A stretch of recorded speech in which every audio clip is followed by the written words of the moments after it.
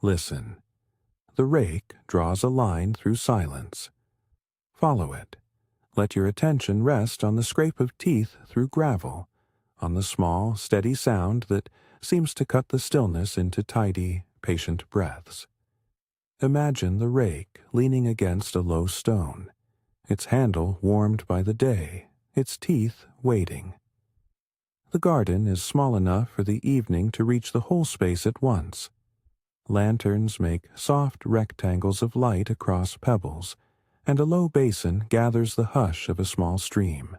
You arrive at the edge of this place with a tired mind, with pockets of thought that rattle like loose stones. Settle where you are. Plant your feet or find a comfortable seat. Notice the weight of your body where it meets the chair or the earth. Let that weight be an anchor, a point from which to begin. Bring your hands gently to your lap or to your knees. There is no hurry here. In the first sweep, we will simply watch what the body does when it is allowed to be still. Breathe in, slowly, as if the breath is the first line the rake will draw. Breathe out, letting the jaw unclench, the forehead soften. If you prefer, rest your palms against the handle of the rake between strokes.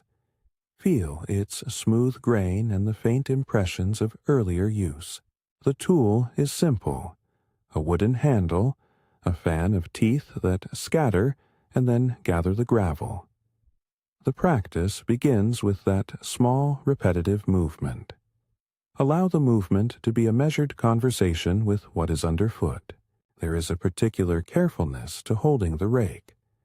If you like, lift the handle so that it rests lightly across your palms rather than being gripped tightly. Imagine your shoulders releasing as you do this. Let the elbows hang a little away from the ribs, forgiving their usual tautness.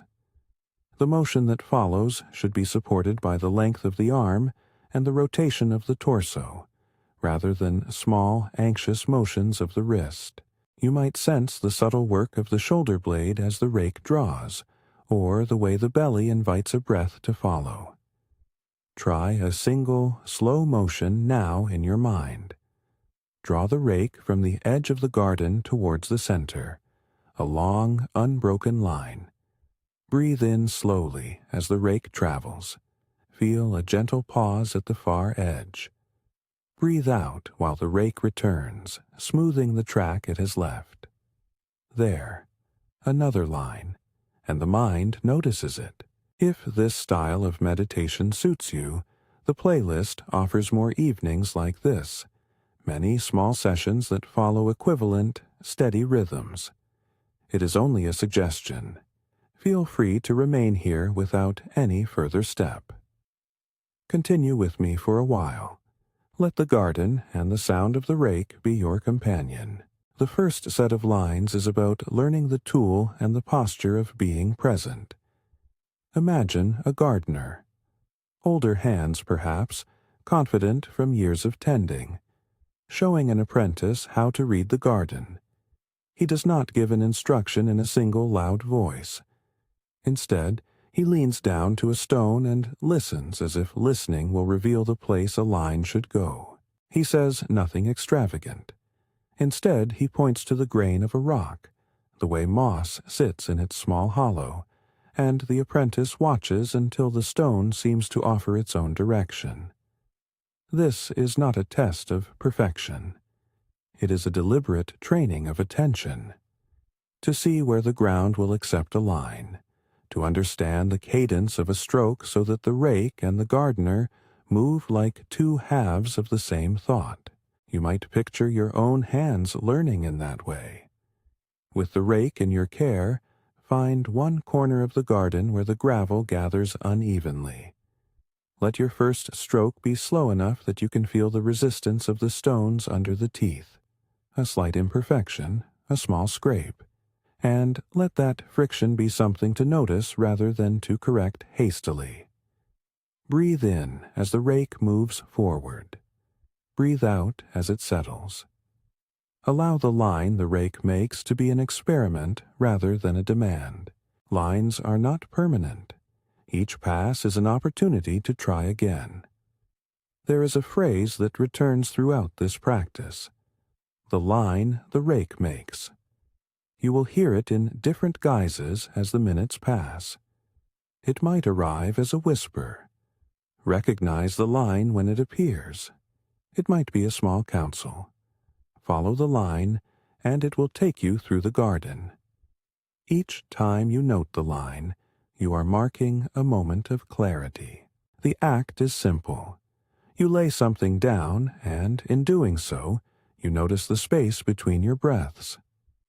As you settle into the rhythm, allow your senses to open outward a little. Imagine the lantern light, warm and low, throwing long, soft shadows across the gravel. The light is not bright, but it is honest. It reveals the curves of stones and the slight dampness where the evening has gathered. A thin wind moves through a stand of thin stems and makes a sound like breath through a reed. There is a basin of water that occasionally drips, a small, irregular rhythm of its own. At the far edge of the garden, a cat treads with quiet precision, pads finding purchase, tail a single understated punctuation. These are small events. Take them in as part of the whole posture of attention. Begin the next cycle by widening your attention. Let the hands guide the motion, but let the eyes and ears soften out to include the entire scene. When you draw the rake now, imagine the motion beginning not just in the grip of the hand, but in the inhalation that starts at the ribs. Breathe in with the rake as it reaches. Feel a tiny expansion. At the turning point of the stroke, let the breath find a slight pause, a held sense of attention. Breathe out as the rake returns, smoothing the surface and making room. Repeat this pattern a few times. There, another line, and a small light comes into view. There is a domestic thread through this garden, acts of care that are not showy but steady. Think of a neighbor bringing a small cup of tea and setting it on a stone rim. Their fingers, warmed by the cup, press briefly to the handle of the rake in a gesture that is more blessing than instruction. Or picture a worn cloth, a length of simple fabric used to wipe hands after work. Such small objects tell of continuity. The same tools used across seasons, the same palms that have tended, the same silence that returns and collects. These human textures are not a distraction. They are a reminder that tending is often shared, that attention can be a communal craft. As you raked in the previous cycles, thoughts may have arrived. Little concerns about tomorrow, a sentence from earlier in the day, a fragment of song. Consider each thought as if it were a pebble along the path. You can pause to look at the pebble, turn it over in your mind, and place it back in the gravel where it will not jostle you.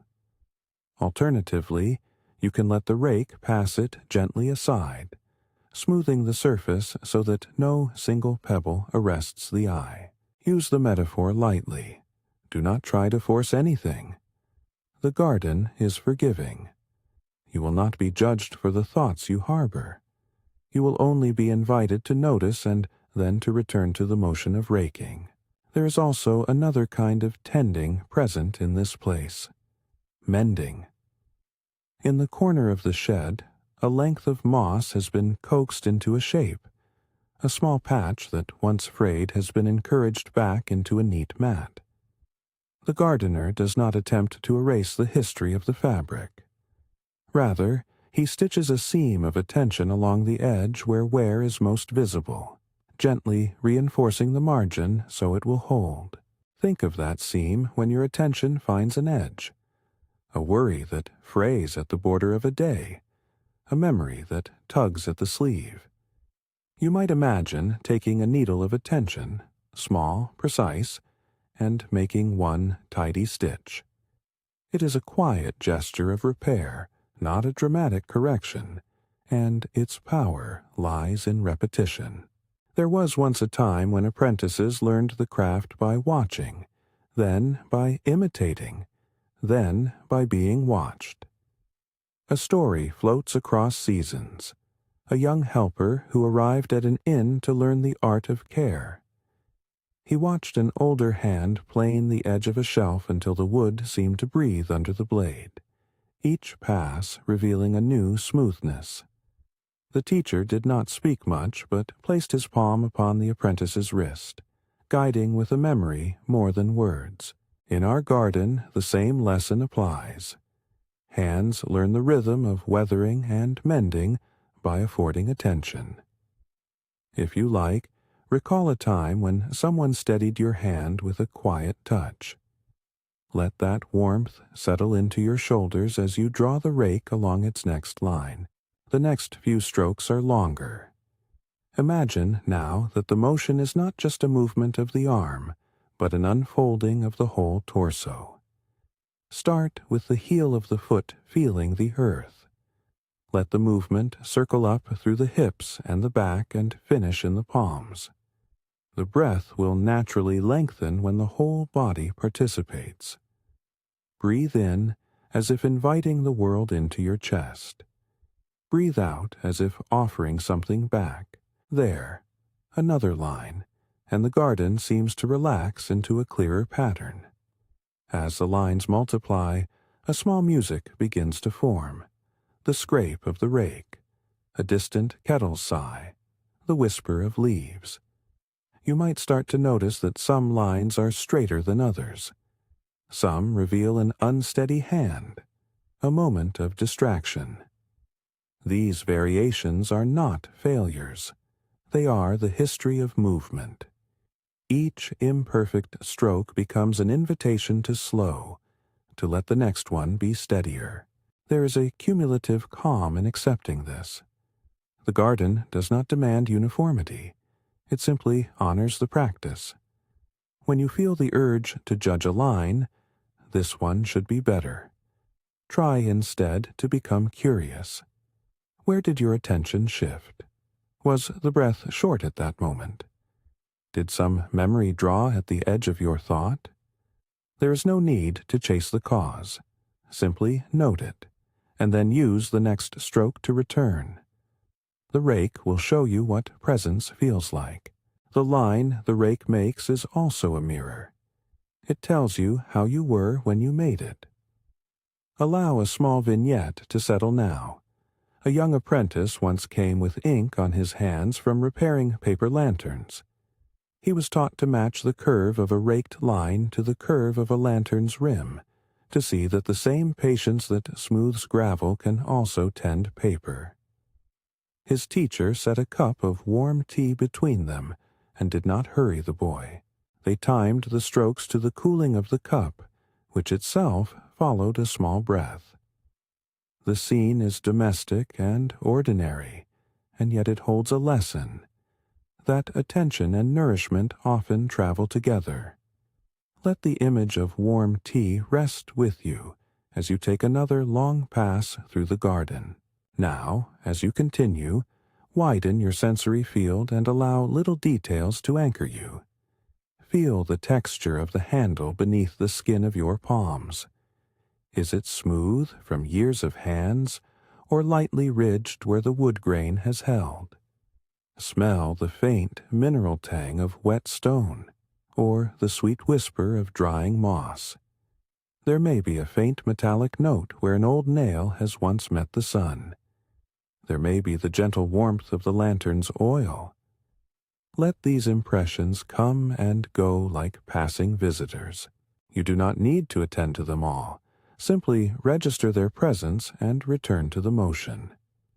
There is a particular cadence you might notice now, a 3-part rhythm that repeats: rise, sweep, settle. Rise as the rake lifts to the edge. Sweep as it draws a line towards the center. Settle as it returns and smooths.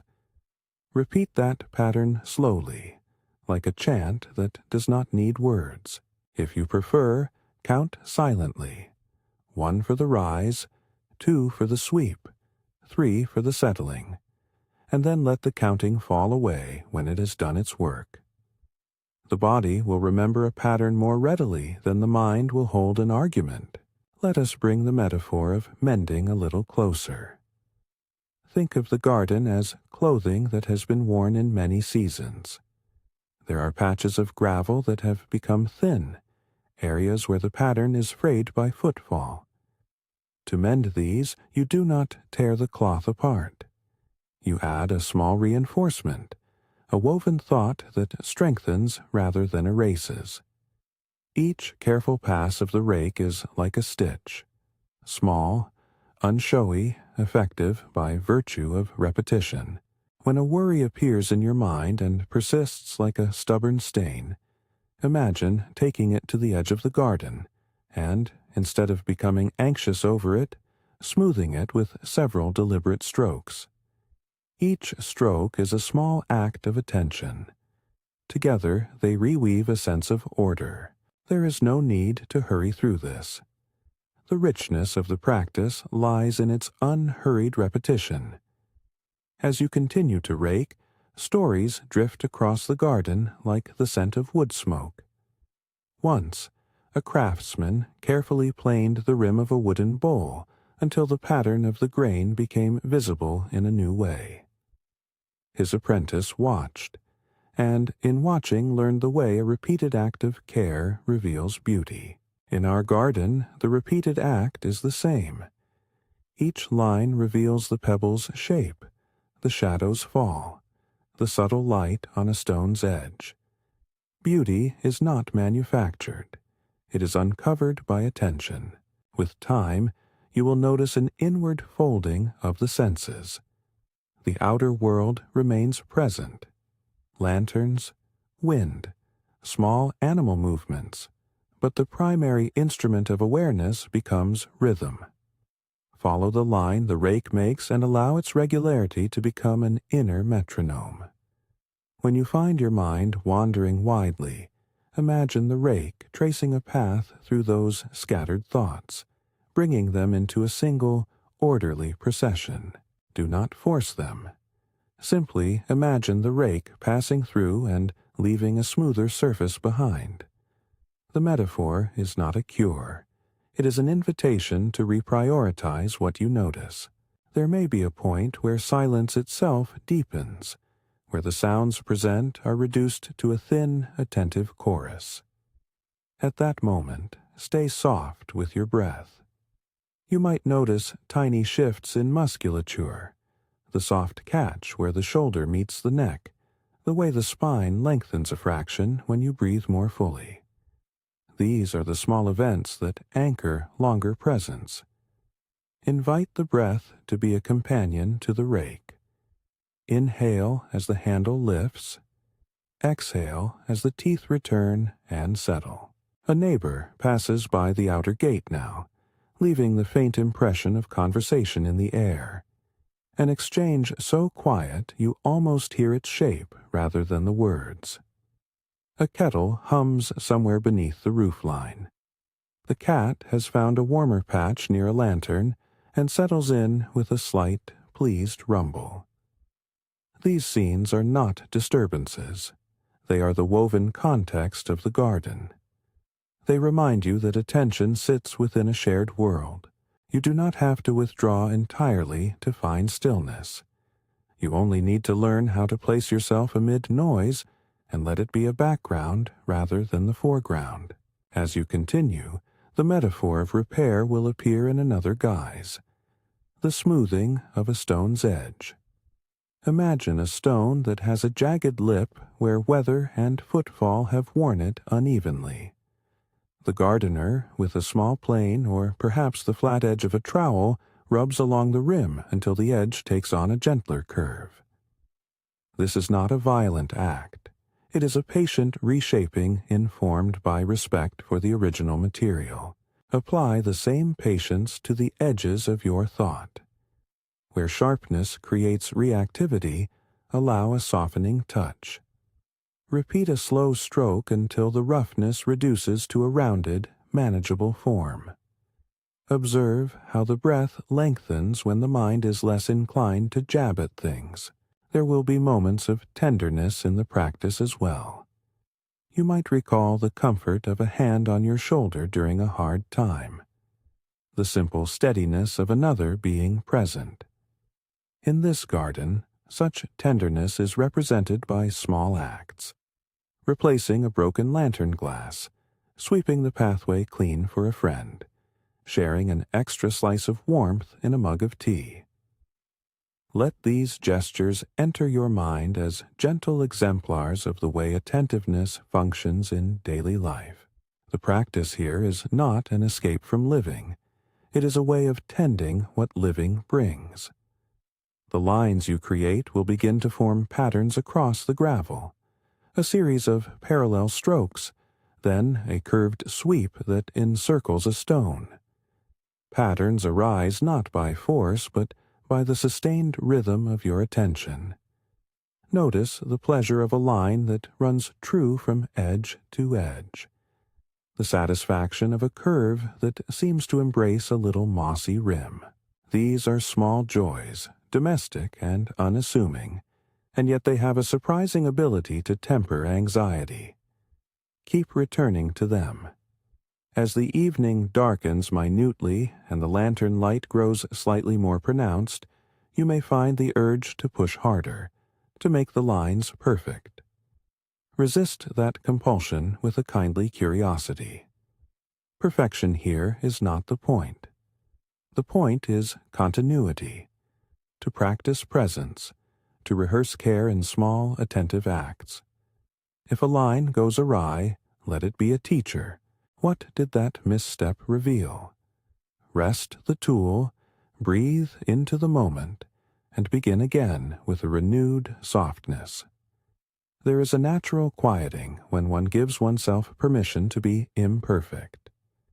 When you allow the unevenness of your strokes to exist without harsh judgment, the garden returns that kindness in its own way.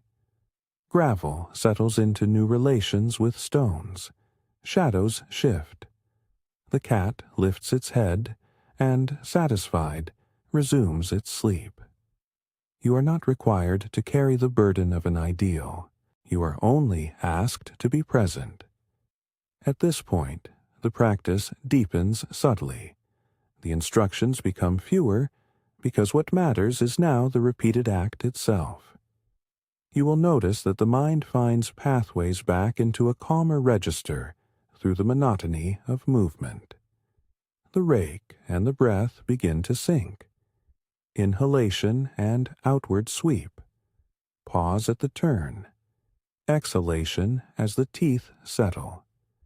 Repeat this sequence slowly and without force. If a stray thought arrives, treat it as a pebble to be observed and set aside. The line the rake makes will be your gentle standard. It is not rigid, and it will change with the night. I will offer one small vignette before the next long stretch of raking. There was a time when an apprentice brought a torn cloth to an older gardener, who mended it by folding and stitching with a thread salvaged from an old robe. The apprentice watched as the gardener made tiny, careful stitches, each one placed without haste. The cloth was changed not by a single dramatic seam, but by many small, patient acts. Let that image sit beside you now, as you prepare for a sequence of longer, more sustained strokes. Strokes that will allow attention to sink deeper, and movement to be the primary language for a while. Soon, the garden will offer a period of quieter voice and longer sound, space for the rake to speak and for your breath to answer. When that moment arrives, you may choose to let the sound of the tool fill the foreground of your awareness, using words lightly as markers rather than as continuous instruction. For now, take 3 more measured strokes, each one slower and softer than the last. Notice the way the handle nestles into the palm on the return of each stroke, the way the shoulders uncoil a fraction when the movement is steady and patient. There, another line, and the garden breathes with you. Let the next movements be a little more spacious. With every sweep of the rake, imagine the tightness behind the eyes loosening. With every pause, sense the throat unclench a little more. The practice is essentially a series of small renunciations, a renunciation of hurry, of judgment, of the need for immediate results. In return, it offers a different kind of economy, the economy of care, where small acts pile up into something steadier than hasty epics. Attend to the pleasure of smallness. As you prepare to move into a deeper section of the practice, the part where words thin and the sound of the rake and gravel come forward, recognize the transition in your body. There may be a readiness, a softening that invites fewer instructions and more attentive listening. There may be a wish to rush at the transition. If that is present, breathe into it and let the next stroke be long enough to include your impatience. Use the motion as a companion to whatever you bring. Now take a long, attentive sweep that begins at the gate and ends near the basin. Let the handle ride the breath. Inhale as you lift. Exhale as you draw home. Feel the teeth answering the weight of your attention. Feel the gravel yield and then settle. The sound will be steady, almost like a low instrument tuning itself. As the line completes, notice how the garden looks different simply for the presence of that pass. The pattern is clearer, the light plays differently on the stones, and the small moss patch seems to sit more comfortably within its circle. You have done nothing spectacular. You have only been persistent. There is still more to come. Ahead, the practice will open into a much longer, quieter phase where the cadence of your strokes will have space to breathe and length to resonate. In that phase, the voice will retreat to the edges, and the sound will take center place. For now, give yourself the permission to linger in these domestic gestures, holding the rake lightly, feeling the weight of your breathing, noticing the small interplay of light and shadow across the gravel. The work of tending is simple, but it is not insignificant. Each minute of attention is a stitch that makes the whole garment of your day less ragged. As dusk deepens and the lanterns throw gentler shapes, take one more preparatory breath. Imagine the garden as a field of small marks that you can shape and reshape at will. The line the rake makes is an invitation. Follow it, and you will find your way through the quiet maze of your thoughts. You will carry the rhythm with you, perhaps for the rest of the evening, perhaps into sleep if that is where you are headed. Or you may carry it simply into the next small task with a steadier hand and a softer heart. Begin now to lengthen your strokes. Let each pass be a little more expansive than the last. Draw from the boundary of the path inward, guiding the teeth so that they produce longer, more unbroken lines. Breathe in as you prepare the motion. Breathe out as the rake smooths. Observe how the breath and motion become less like separate events and more like two parts of a single, ongoing action. The world outside the garden continues on its own schedule. Cars, distant voices, the unfurling thread of evening. But beneath that, a new tempo is settling in you. Allow it. Let your attention rest on the minor variations, the tiny clink where a pebble shifts, the whisper of the cat's breath, the soft hiss of a lantern being tended. As you elongate the strokes, consider the idea of liminal repair. Between thought and action there is a thin seam where change is possible. The rake draws a line through that seam, not to sever thought from feeling, but to align them in a more hospitable arrangement. Use the next few strokes to practice that alignment. Think of a single worry. Do not pull it under. Simply notice its shape at the edge of awareness.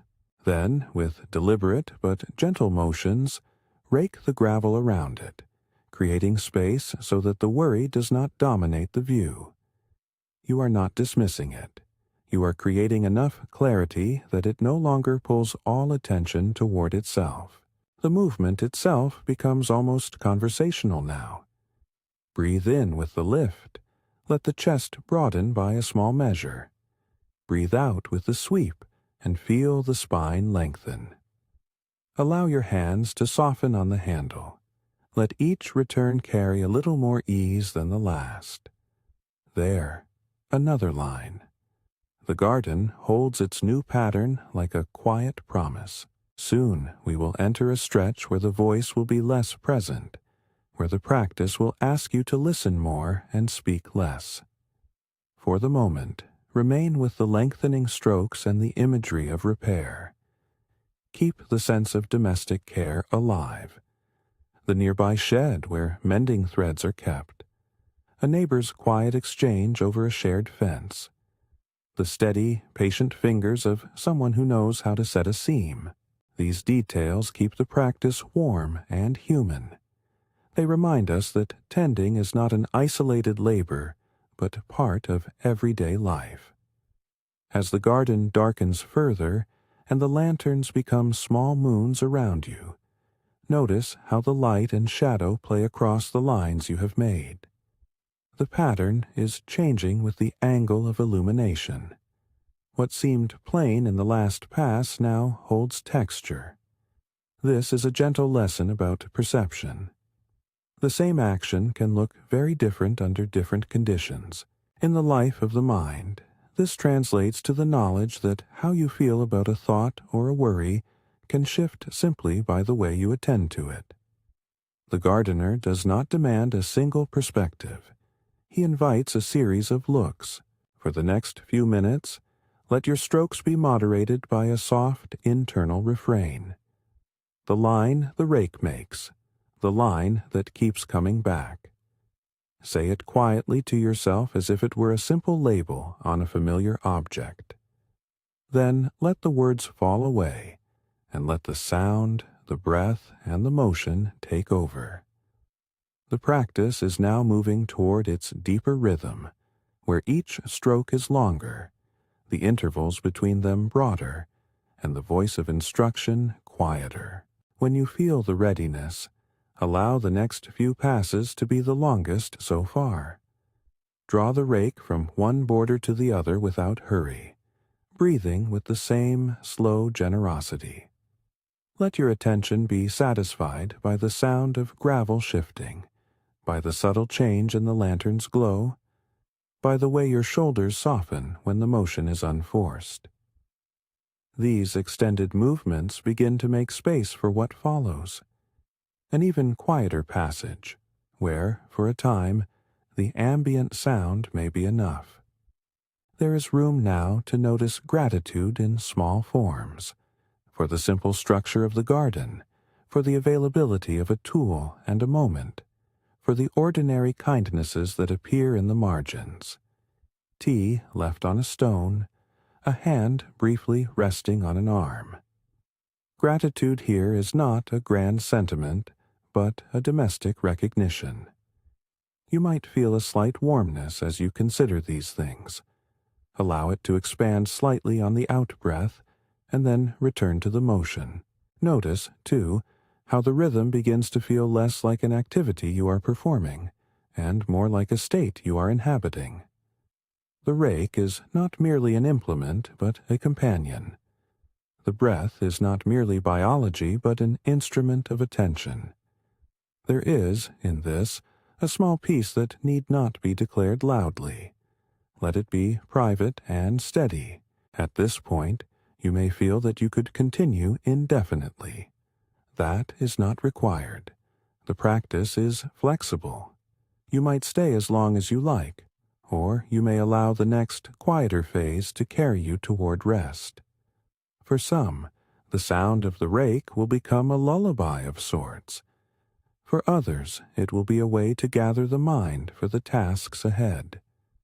Whatever your direction, Keep returning to the basic, generous instructions. Hold the rake lightly. Breathe as you draw. Notice the line the rake makes. These are small, reliable rules that serve a long practice. Now, prepare as we near a prolonged stretch where words thin and the movement deepens. Settle the handle in your palms once more and take a breath that is a little fuller than the ones before. The light is dim. The lanterns draw the garden into clearer plains. The cat has curled up completely. A neighbor's footsteps have faded. All that remains is the gentle, steady sound of the teeth running through gravel. Allow that sound to become primary. Let your mind fold into the cadence. The voice will recede, and let the practice speak through motion. Let the words thin now. Allow the instruction to become a soft stitch at the hem of your attention, and let the rake be the language for a while. Feel the handle settle in your palms. Notice, without fuss, how the weight distributes, how the grain of the wood warms a little where your skin touches it. Lift the rake gently, and, with the inhale, begin a long, measured pass from one side of the garden to the other. Breathe in as you prepare. Breathe out as you draw the teeth through the gravel. There is no hurry. Let the motion be wide enough to involve the torso, the feet, the subtle twist of the hips. Let the breath carry the intention, and the intention the breath. One slow line. Breathe in. Fill the chest. Soften the belly. As you reach the far edge, hold for a quiet moment. A small, patient pause that is not strained but simply attentive. Breathe out as the rake returns, feeling the teeth glide and settle. Notice the sound. A long, steady whisper that shifts with each stone. The pattern of gravel changes as you pass. A pebble moves a hair's breadth. The shadow shifts a little as the lantern oil cools. There. Another line, and the garden seems to breathe with you. Continue now with another long sweep. Allow a gentle chant of sensation to settle.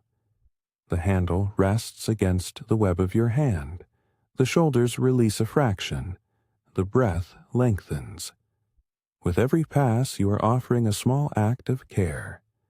You are neither fixing everything nor erasing what has been. You are attending with patience. If thought comes, familiar concerns, a snippet of song, let them float by like leaves on a stream. The rake will pass them, and the surface will be smoother again. No force is required. The gentle repetition itself becomes a balm. There is a natural economy to each movement. Rise, prepare, draw, settle. Let each phase have its time. Rise as the handle lifts. Prepare by breathing. Draw with steady regard. Settle as the rake returns and the gravel rests. If you like, name each phase softly in your mind. Rise. Sweep. Settle. Allow the naming to be optional. It is merely a handrail for the wandering mind. Hold this rhythm. Let the cadence become familiar, like a song you have only just begun to recognize. The longer you stay with it, the less you will need to think about each step. Now allow the attention to widen slightly, to embrace the subtle chorus around you. Hear the little variations in the scrape.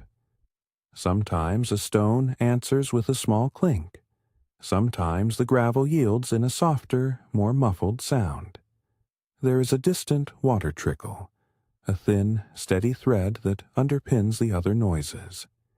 It is low enough that it never intrudes, but present enough to form a part of the garden's voice. A soft wind moves through stems and brushes the lanterns so the light shivers faintly. The cat lifts its ear, and then, reassured, resumes its sleep.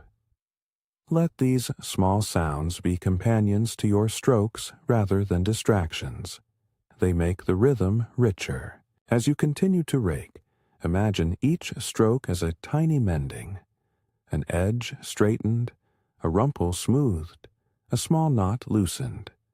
Think of the cloth that was once frayed, and how a seam made of many careful stitches holds the garment together again. Your movement is a series of stitches across the surface of the garden. Notice how repetition softens the emphasis you might usually place on results. Here, virtue is not found in perfection, but in return, the act of coming back to the same simple movement again and again. There may come an opening of attention now, a quiet inwardness that sits somewhere behind the eyes. In that space, sound becomes less a thing to react to and more like a landscape to reside in. The rake's voice is a measured presence. It tells you how the hand moves without forcing judgment. Stay with that non-judging notice. When you catch yourself judging, this line could be straighter. I should have finished earlier. Set the thought down as one might set a pebble by the path. Acknowledge it. Perhaps give it a tiny bow of attention, and return to the action. The practice is not about never thinking. It is about remembering the movement when thoughts wander. There is a small human warmth in the scene. The neighbor who walked past earlier has left a faint impression of shoes on the gravel, an echo of conversation that the garden absorbed and made gentle. A kettle sighs softly under the roof, the sound thin and warm. These domestic notes are not interruptions. They are reminders that stillness exists inside a life lived alongside others. You are learning how to inhabit noise without letting it be your whole world. The rake is a steady friend in that learning. Now deepen the length of each pass. Make the strokes longer and give yourself permission to slow the pace. Breathe in as the handle lifts, not hurriedly, but as if there is all the time required to complete the gesture. Breathe out as you sweep the rake toward the opposite border, imagining the teeth gathering small disturbances and laying them down in neater order. Let the body participate with an easy flow. The motion begins almost from the ankle, rises through the knees and hips, crosses the torso, and ends in the palms. The more your whole body engages, the less likely you are to tense in any one place. There is a lesson here about attention and scale. Smaller, more frantic movements tend to create noise, both in the garden and in the mind. Larger, more deliberate movements tend to generate steadiness. If you notice a tendency to rush, make each next pass slightly more expansive. Lengthen the inhale. Lengthen the exhale. Notice how the back softens, how the shoulders drop, how the breath becomes less choppy. Each long line is an opportunity to train a different tempo. Allow now for a very simple image to settle. Imagine the gravel as a map of the day's small troubles, scattered like pebbles. You do not have to pick them all up.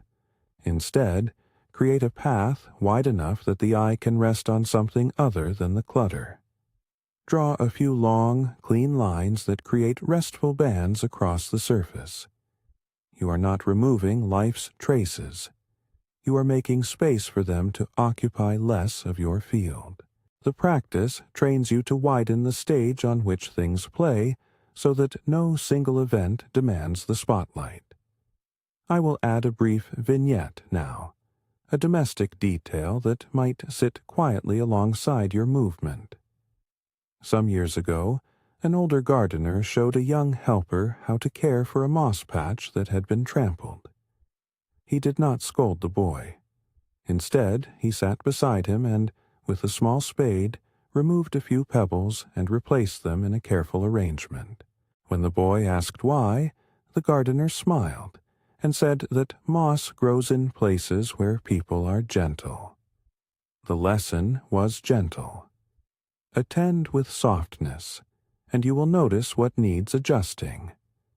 Carry that softness into your hands as you draw the rake over the garden. Return now to the rhythm and let the voice grow even sparser. Breathe in, lift the handle, breathe out. Draw the teeth across the gravel. As you work, watch for a subtle settling that often arrives unannounced. Shoulders relax, the jaw opens slightly, breath deepens. The garden's soundscape becomes a single woven fabric. Gravel on top, water thread below, wind a thin hem. The longer you remain inside this weave, the less important it is to name the sensations. They simply are. If you are comfortable, allow your attention to rest on 1 minute of uninterrupted movement. A single, continuous pass repeated over and over until the body and breath tune to it. On the inhale, prepare.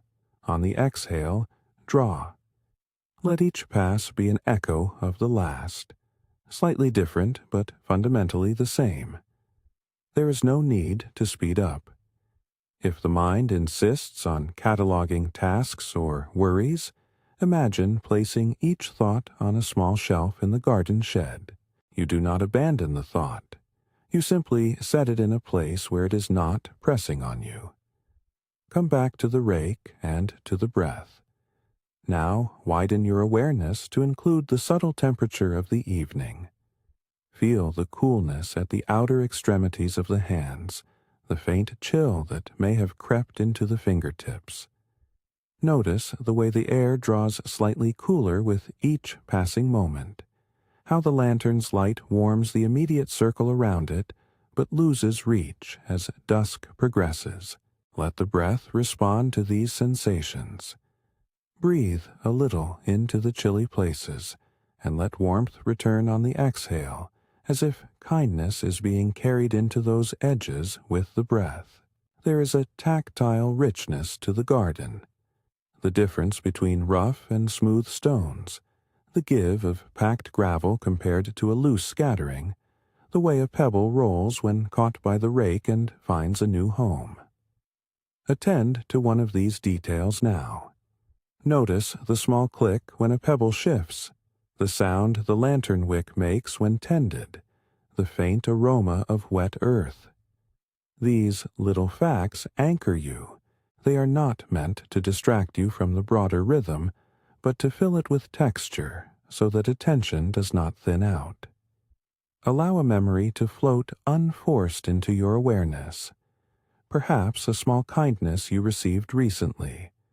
Perhaps a piece of music that comforted you. Perhaps nothing at all. Whatever comes, do not cling. Like a pebble in the path, you may look at it and then place it aside. Or you may let the rake pass and smooth over it without fuss. Both ways are acceptable. The practice is tolerant. Its aim is consistency rather than elimination. There will be a moment when the movement feels almost automatic, and yet this is not mindlessness. It is a different kind of attention that rests on the body's learned pattern rather than on conscious micromanagement. In that place, you might sense a quiet spaciousness where thought is not fired by impulse, but by the rhythm itself. This is a delicate refinement of awareness, a place where action and perception are braided together. Stay with it without trying to hold on to it. The very attempt to hold often breaks the ease. If you notice impatience, an urge to finish or to hurry, invite curiosity instead of rebuke. Ask yourself, in a gentle tone, where the impatience sits in the body. Does it pull at the throat? Does it press in the belly? See it as information rather than a failing. Then use the next stroke to anchor attention in the hands and the breath. It is surprising how quickly the body can redirect when given a single, steady cue. Now allow a longer ambient period where words drop to short markers and the sound of the rake occupies most of the field. For several minutes, imagine the rake's rhythm as the main actor. Breathe in. Lift, breathe out, draw. Feel the gravel's texture move under the teeth. Sense the subtle shifts in your stance. Attend to the lantern's small halo and the way it softens the edges of the stone. In this phase, the voice is no more than a companion walking slightly behind the motion, offering a few quiet pointers. Keep the shoulders softened. Let the breath lead. Notice a single pebble and set it gently aside. Otherwise, remain inside the movement. Let the slow, long lines continue. As you sweep from edge to edge, you might find a phrase forming at the back of your mind, a small refrain like a gentle bell. It may be the few words you learned earlier: rise, sweep, settle, or it may be simply the internal echo of the sound itself. Allow that internal echo to be unobtrusive, a soft landmark rather than a command. Let the motion hold your attention. Let any word you have chosen fade into the background. When the voice returns in small measures, it will be to offer a micro-story or an image that keeps the scene human and softly warm. Picture, for a moment, a friend who came by one autumn evening carrying a small tin of tobacco for a lantern wick, an ordinary offering that translated into the warm steadiness of light across a long, cool night. They sat on the low step and watched the rake move for a while, not speaking, only sharing company. The presence of another being quiet beside you is an understated reassurance. Shared stillness is a form of support. Carry this sense of company as you continue to draw lines. Now shift the metaphor of repair into another small action, edging a path. Imagine that at certain points the gravel has escaped its bounds and spills a little into the moss. The gardener uses a narrow spade to bring the edges back into line, not with force but with a careful touch. In your mind, find a single worry that has been spilling into other parts of your day. You do not need to fix it entirely. Instead, edge around it gently. Create a border of attention so that it occupies no more room than necessary. The act of edging is a small kindness to yourself and to those around you. There will be a natural softening as the practice continues. Less striving, more attending. This is the fruit of practice. Not a grand transformation, but an accumulation of small, kindly choices. Each stroke is a choice to return. Each return is a stitch in a larger garment of steadiness.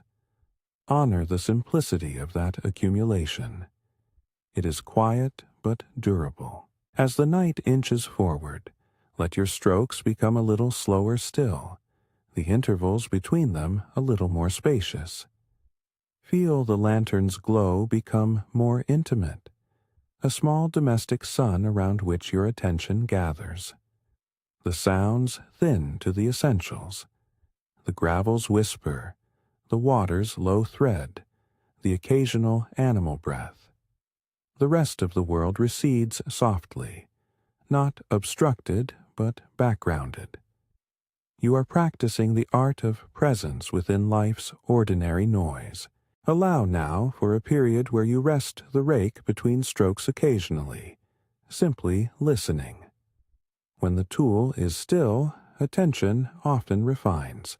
The small details that were blurred by motion come into clearer view. Notice the pattern of shadows, the coolness of the air against your face, the way your hands feel after repeated motion. These moments of stillness are not interruptions. They are part of the practice. In them, you integrate what the movement has revealed. Minor shifts in tension, small changes in the quality of breath, the way rest feels after effort. A neighbor's voice may rise and then softly fall in the distance. A kettle may make a final sigh. These human noises thread the garden into a broader life. You do not leave the practice to attend them. Rather, you include them as part of the scene. Presence is not a retreat from life, but a manner of living within it with more attentive hands. When you pick the rake up again, do so with awareness. Notice the little relief in your palms as they re-establish contact. Do not hurry to complete the task. Let each stroke be a renewal of intention. To act kindly, to return patiently, to notice without harshness. Each line you draw is both an action and a reminder of the quality you wish to cultivate.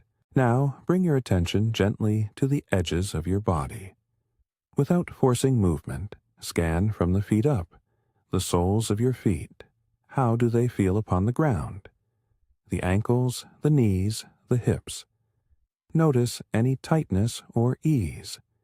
Move the scan upward to the torso, the shoulders, the neck. Allow small adjustments if they feel right. Relax a shoulder that has been holding up too much. Soften the jaw. Let the tongue rest away from the teeth. These are small practical changes that will make the remaining strokes more comfortable and the breath easier to inhabit. As you notice limbs and posture, remember the domestic images that have accompanied the practice. The cup of tea placed on the stone by a friend, a hand resting briefly on an arm, the quiet care of mending a torn cloth. These are examples of how attention manifests as kindness in ordinary acts. Let that memory shade your next movements. Draw the rake as if you were moving to lay a clean cloth across a table with care, not with hurry. Now imagine stepping back in your mind a little and seeing the garden from a small distance.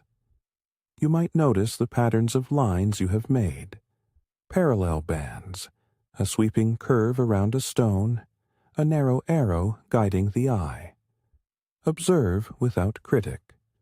Notice what pleases you and what does not, and hold both with a neutral regard. This vantage point helps you integrate the work. Small acts add up to a visible change that is not flashy, but is real. Let satisfaction arise in a quiet, domestic way. There may be an urge to evaluate. I could have done better. I should have finished the middle section. Offer yourself the same gentle steadiness you have practiced with the rake. Say nothing harsh. Instead, let the next stroke be calm and unforced. The practice values return over perfection. You are learning an economy of care. As the session draws toward a natural close, begin to make your strokes a little shorter and your pauses a little more frequent, as if signaling the garden to settle. Allow the breath to return to its regular rhythm. Feel the hands unclench a little more fully between the passes. Notice how the spine rests slightly taller when you do not brace. Each small change is a form of replenishment. Now, take a moment to imagine the final strokes. Gentle passes that tidy the surface without erasing the pattern you have created. Draw a few shallow lines near the basin and around the stones, softening corners and making the edges coherent. These final gestures are like smoothing a sleeve before leaving the house. Small, practical, and kind. They signal the end of the practice while honoring the steady attention you have given. Set the rake down now with care. Notice how the handle rests across the palms for a heartbeat before you release it. Feel the shadow the tool casts on the gravel and the way the stones settle around it. Let the act of laying it down be a small ceremony of completion. Not a dramatic ending, but an acknowledgement of what has occurred. The garden does not cease to be alive. It is simply invited to rest for a while under a new pattern of lines. Spend a moment in stillness with the hands in the lap. Allow the breath to continue its natural coming and going. Notice how the body feels after the motion. perhaps a pleasant tiredness in the arms, perhaps a lightness across the chest. Let any residual thoughts float by without the need to resolve them. The practice is not required to finish your life's tasks. It is a way to sharpen the perspective with which you meet them. Bring to mind the small domestic gratitudes once more. The warmth of lantern light, the availability of a simple tool, the unseen kindnesses of neighbors. You might feel a soft sense of thanks for the ordinary structure the garden provides. Gratitude here is modest and concrete. For a moment of peace, for the ability to breathe, for hands that can still move. Let these acknowledgments sit gently in your chest. If you are preparing to rest after this practice, allow yourself to follow the rhythm of that choice. You might walk slowly from the garden, letting each step be steady and unhurried. You might return to a quiet room and allow the sense of calm to shade your evening. If you are heading back to activity, consider carrying the steadiness with you. A softer tone in conversation, a slower pace in tasks, an easier hand in small interactions. The practice returns in small ways when you invite it. There is one final human note to add before we close. The knowledge that these acts of attention are rarely solitary. The garden's lines were drawn in a space shared with others, and in the life you return to, there will be people who benefit simply because you are a little steadier. The neighbor who drinks the tea will notice a quieter presence. The colleague who receives an email will feel a softer tone. The friend who hears you will meet less agitation. The effects are modest but cumulative, like many small stitches forming a stronger seam. When you are ready, open your eyes if they have been closed, or lift your gaze softly if they have been half-lidded. Wiggle the fingers and toes with kind curiosity. Roll the shoulders gently to release any last spots of tension. Take a breath that is both attentive and relaxed, and let it out with a slight sigh if that is what your body wants. There is no need for ceremony. The practice ends with the same ordinary care with which it began. If this session has suited you, there are more meditations in the playlist that follow similar rhythms. You are welcome to explore them as you wish. Otherwise, simply carry the steady tempo with you in the next small things you do. One last image to hold. The lantern light resting on parallel lines of gravel, each line a modest promise of return. The rake lies quietly like a small boat on calm water. The garden breathes in its new pattern, patient and unassuming. Let that image go with you now, as you move gently into the rest of your evening, into sleep if that is what you seek, or into the next task with a softer hand. Thank you for sharing this time. If you would like more evenings like this, subscribe for more guided sessions or explore the playlist for other meditations. Good evening.